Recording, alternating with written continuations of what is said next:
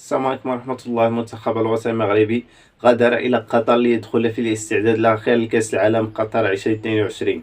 وسيواجه المنتخب الوطني المغربي المنتخب جورجيا في مباراة ودية اليوم الخميس 17 نوفمبر في الإمارات العربية، وبعدها سيتجه إلى قطر للاستعداد للمباراة الأولى في كأس العالم التي ستكون يوم الأربعاء 23 نوفمبر أمام كرواتيا.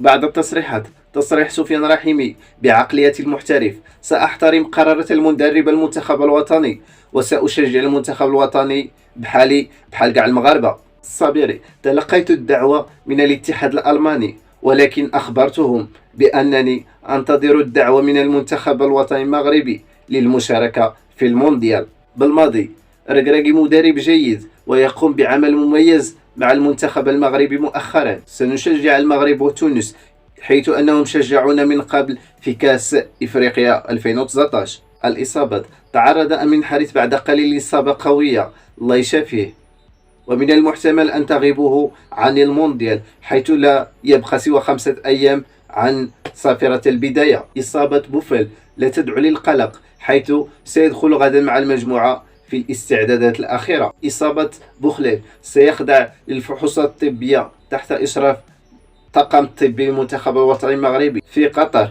ليقف عند مدى إصابته أم سيتم تغييره بلاعب آخر. نتمنى السلامة لبقية اللاعبين ولجميع المسلمين. دمتم في رعاية الله وإلى الحلقة مقبلة. بلاتي لا تنسوا دعمنا في القناة على اليوتيوب وفي الصفحة على الفيسبوك، وتبارطاجيو الفيديو مع أصحابكم. والسلام عليكم ورحمة الله.